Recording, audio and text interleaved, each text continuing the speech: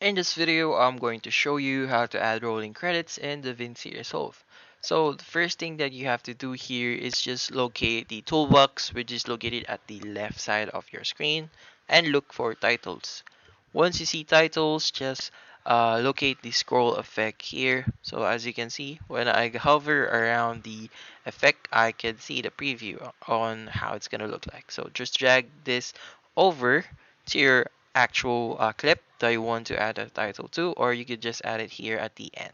So whatever format that you want to use, it's okay. So here, just gonna drag it here on our clip, just over our clip, and at the top right corner of your screen, you'll be able to see the inspector tab. So if you haven't selected it, this is how what your screen gonna look like. So click on the inspector and click on the title.